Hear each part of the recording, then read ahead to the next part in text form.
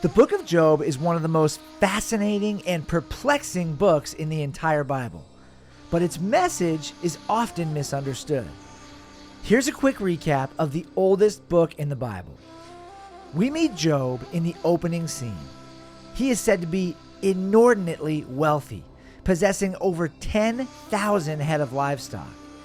He is also the father of 10 children who are essentially trust fund children. Above all, Job is extremely pious, acting as a priest over his own family, and described by God no less as a man who is blameless and upright, one who fears God and turns away from evil. As the story goes, God and the Satan, or the adversary, have a conversation about Job, and God allows the Satan to afflict Job. In a single day, all of Job's wealth is lost. Many of his servants die, and all of his children perish as a result of a collapsed building. The first important detail you need to know about the text of Job is this. In the book, the character referred to in most English Bibles as Satan is not talking about an individual whose name is Satan.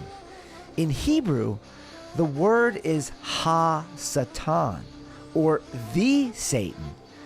This is not a proper name. It's actually more like a job description or a title. It means the adversary or the opposer. But who is the opposer opposing? This is a part of the book of Job that most people miss. In fact, in all my years as a Christian, I've never once heard a pastor or a teacher point out the fact that the adversary in the book of Job, the one who elsewhere in the Bible is referred to as the accuser, doesn't accuse Job of anything. The one who he is opposing, the one who he accuses, is God. Listen to the words of the opposer in verses 9 and 10 of chapter 1. Does Job fear God for no reason? Have you not put a hedge around him and his house and all that he has on every side? You have blessed the work of his hands, and his possessions have increased in the land. But stretch out your hand and touch all that he has, and he will curse you to your face. Satan's accusation is levied not against Job, but against God. What is he essentially saying? That God is a failure, that his mission in creating humanity is a total flop. You made man in your image, God? You created man to carry your nature? Please, even your righteous trophy child Job would curse you to your face if you took away his blessings. He doesn't really love you. He just loves the blessings you've given him. If you take all that away, you'll see that Job is nothing like you. Actually, he's much more like me than he is like you. After Job's terrible losses, the book consists of a long dialogue between Job, who at this point has also been stricken with boils covering his entire body, and his 3.5 friends, who each try and convince Job that God is justified in doing this to him. Their logic? Job has clearly, obviously sinned against God. He is sinful. He is unrighteous. He must have done something to deserve this. Meanwhile, Job spends nearly the entire time defending his honor and his uprightness. He is adamant that this terrible series of events did not occur to him because of his own moral failings.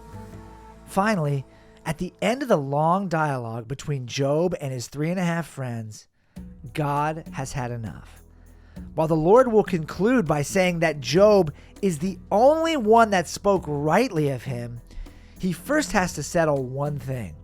Even though Job spoke rightly about God throughout his time being interrogated by his friends, he still got carried away in defending his own honor. While Job is not self-righteous, at times during his defense, he sounds as if he is. Let's be honest, you and I likely would too if we were in Job's position. What is God's answer to the underlying question being asked by Job and his friends? Namely, why did this happen? There's none given. Not to that question anyway. God's reply is to simply ask Job, hey, where were you when I formed the world? Were you there? Do I owe you an explanation?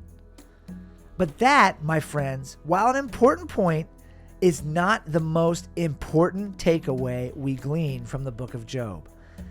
The question we should all be asking ourselves is this: if Job spent the entire book defending himself, his own honor, his own moral uprightness, how is it possible that God could say at the end of everything, Job spoke rightly about me? Think for a minute from Job's perspective. He has suffered the worst loss imaginable in a single day. Most people would have chosen death over the day that Job had. In fact, if anyone you or I know suffered in an entire lifetime what Job did in a single day, we would probably say of that person, man, they had a really hard life. Yet Job is described by God. Remember, this is God's description of Job as blameless and upright, one who fears God and turns away from evil.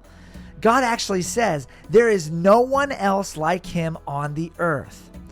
From Job's perspective, he's looking around and saying to himself, if God is just, he cannot have done this to me because of my sinfulness. There are way worse people and way more perverse things happening on this earth than anything I've done. That's Job's entire argument. It's not because of my sin or my unrighteousness that God did this. And remember, Job and his friends all speak about what happened to him without any real knowledge of the Satan. But that also is not the point.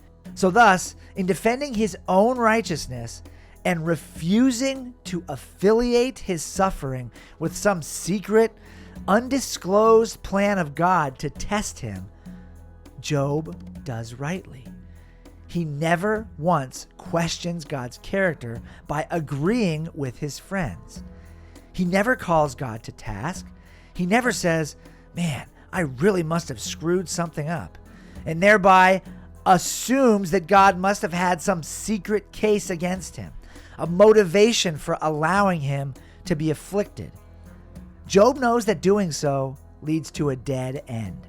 Not to mention the fact that if this is what befell Job, the most righteous man on earth according to God, then many, many worse things must be in store for everybody else.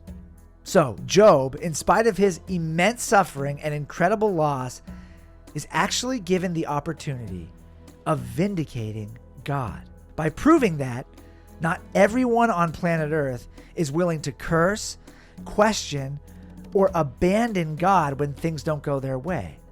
It's true that many of the heartaches we face in this life are challenging. Many of them test our resolve and bring us to the brink of wanting to ask that fatal but all too common question: if God loves me, why did this happen? The truth is that we live in a world that is in the process of being totally redeemed, restored, and made new. One day, we won't have to ask these questions or deal with the types of heartache that Job faced. That is, if we have put our faith and our trust in Jesus Christ. One day, for those of us who have, there will be no more heartache. That is the promise that the God who created us made. That is the hope he's called us to live with. Until then, it is imperative that his people live out their days showcasing, proving, manifesting the fact that God's image can be seen here and now in the reflection of his people.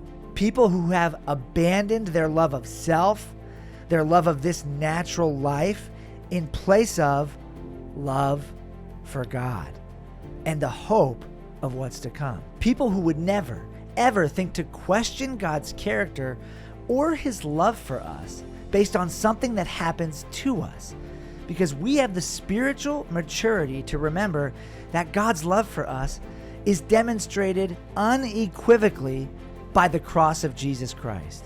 And nothing that happens in this life could change, alter, or get us to doubt that, to act more like the opposer than the ones who are for and with God.